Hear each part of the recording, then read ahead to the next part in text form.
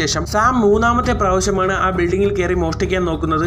ഇനി അത് ക്ഷമിക്കാൻ കഴിയില്ല എന്ന് ഓഫീസേഴ്സ് പറയും. സഹി കെട്ട ഓർഫനേജ് മേട്രിൻ സാമിനെ അവിടെ നിന്ന് കൊണ്ടുപോയിക്കോളാൻ പറയും. സാം തന്റെ സാധനങ്ങൾ എടുക്കാൻ മുറിയിലേക്ക് പോകും. മുറിയിലെത്തിയ സാം അവിടെ നിന്ന് രക്ഷപ്പെടാൻ നോക്കുന്നത് കണ്ട നെട്ട് എവിടേക്കാണ് പോകുന്നതെന്ന് ചോദിക്കുമ്പോൾ അവൻ പറയും, നീ പേടിക്കണ്ട, എവിടെയായാലും ഞാൻ നിന്നെ കാണാൻ വരും എന്ന് പറഞ്ഞ് തന്റെ പ്രിയപ്പെട്ട മാല ഊരി തന്റെ അനുജന് കൊടുത്ത ശേഷം സാം അവിടെ നിന്ന് പോകും. അങ്ങനെ വർഷങ്ങൾ കഴിഞ്ഞു പോയി. നെട്ട് ഇപ്പോൾ ന്യൂയോർക്കിലാണ് ഉള്ളത്. ന്യൂയോർക്കിൽ ഒരു ബാർടെൻഡറായി ജോലി ചെയ്യുകയാണ് നെട്ട്.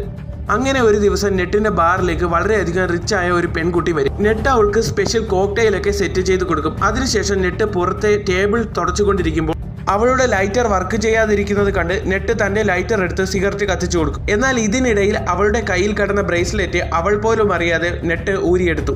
എന്നാൽ അതിനുശേഷം നെട്ട് ബാറിനുള്ളിലേക്ക് വരുമ്പോൾ വിക്ടർ സുള്ളി എന്ന് പേരുള്ള ഒരുത്തൻ, നീ എന്തിനാണ് ആ പെൺകുട്ടിയുടെ കയ്യിൽ നിന്ന് ബ്രേസ്ലെറ്റ് മോടിച്ചതെന്ന് ചോദിക്കും. എന്നാൽ അത് മോഷ്ടിച്ചതൊന്നുമല്ല, അവൾ എൻ്റെ ഫ്രണ്ടാണ്, അതുകൊണ്ട് ഞാൻ